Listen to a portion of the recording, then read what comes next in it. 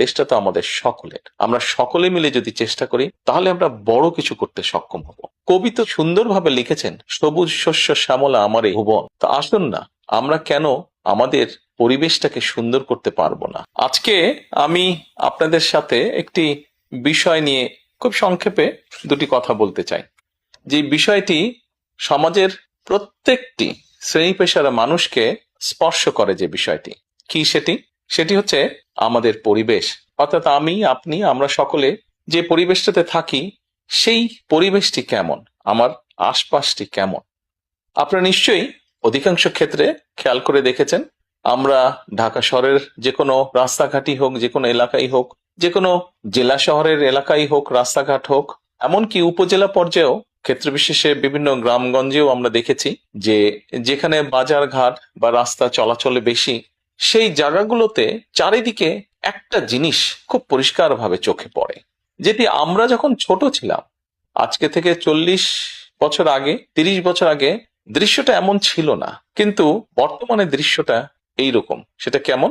চারিদিকে আমার আপনার আমাদের ব্যবহার করা হাতের টিস্যু, অথবা আমার আপনার খাওয়া চিপসের প্যাকেট, অথবা বাসায় ব্যবহার করা রান্নার তেল যে তার প্লাস্টিকের বোতলটি, অথবা আমি বা আপনি পানি পান করেছি প্লাস্টিকের বোতল থেকে সেই বোতলটি, এরকম আরো অনেক ধরনের আবর্জনা যত্র তত্র সব জায়গায় ছড়িয়ে আছে। কোনো জায়গায় একটু বেশি জমা হয়ে আছে, অথবা যত্র তত্র লোকালয়ের চারিদিকে ছড়িয়ে আছে। চিন্তা করে দেখুন তো, আপনার ঘরে, যে ঘরটিতে আপনি থাকেন, যে বাসাটিতে আপনি থাকেন, যদি চারিদিকে এমন টিস্যু ছড়িয়ে থাকতো, যদি চারিদিকে এমন আবর্জনা ছড়িয়ে থাকতো, আপনার কাছে কি ভালো লাগতো দেখতে? নিশ্চয়ই না, আমাদের কারো কথাই ভালো লাগতো না। কবি তো সুন্দরভাবে লিখেছেন, সবুজ শস্য শ্যামলা আমার এই ভুবন। তা আসুন না, আমরা কেন আমাদের পরিবেশটাকে সুন্দর করতে পারবো না? বাংলাদেশের অধিকাংশ মানুষই পায়ে হেঁটে চলে, অথবা রিক্সায় যায়, অথবা বাসে চলাচল করে। এই মানুষগুলো যখন রাস্তা পার হয়, বিভিন্ন জায়গায় যখন আবর্জনা জমে থাকে, ময়লা থাকে, এই মানুষগুলোর কিন্তু অনেক কষ্ট হয়, বিভিন্ন জায়গায় অনেক দুর্গন্ধ হয় আবর্জনা জমে থাকে।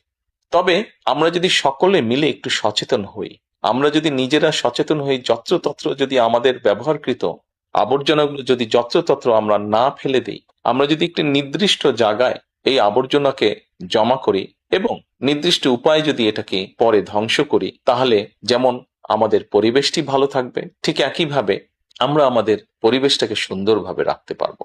দেখুন, অনেক জায়গায় আমি দেখেছি, গত কয়েক মাসে যখন আমি দেশের বিভিন্ন জায়গায় গিয়েছি, হয়তো কোনো একটি পুকুরের পাশ দিয়ে যাচ্ছি, দেখেছি পুকুরের ভিতরে বিভিন্ন রকম ময়লা স্তূপ হয়ে পড়ে আছে, অথবা পুকুর পাড়ে বিভিন্ন ময়লা স্তূপ হয়ে পড়ে আছে। অথচ